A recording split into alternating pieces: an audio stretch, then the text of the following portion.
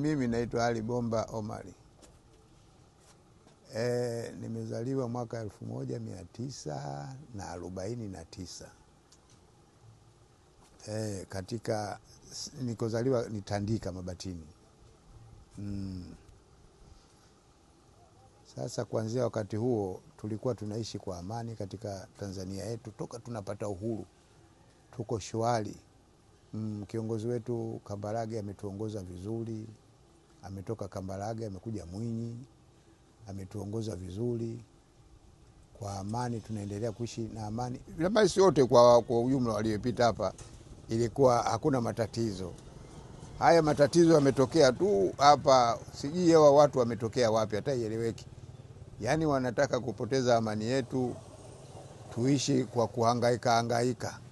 Hizi siku chache tu sisi tusiokuwa nacho ilikuwa tuna matatizo. Kwa sababu sisi ununuzi wetu wa unga nusu kilo. Sasa usipopata unga unakuwa unapata shida kwa sababu maduka yamefungwa. Unaweza kana ukawa na senti yako unayo lakini duka limefungwa, utapata wapi sasa huduma hiyo? Hupati. Kwa hiyo tumeteseka kiasi kikubwa sana. Sasa sisi tunazidi kuwaambia vijana wetu walioko huku mitaani, manake wengine hawa wanachipukia sasa hivi. Tunawaambia mnaona hali ilivyokuwa mbaya sasa hivi. Sasa nyinyi haya yanatendeka, mna akili timamu. Kwa hiyo msifate vitu vya kuambiwa na watu, na haya makundi ya kushawishiwa yatawapoteza na yatatuletea matatizo katika amani yetu. Kwa hiyo tunawaambia hivyo vijana wetu tuliokuwa jirani nao na watoto wetu, wajukuu zetu, wote tunawapa hizo habari ili mradi tuishi kwa amani kama tulikotokea huko.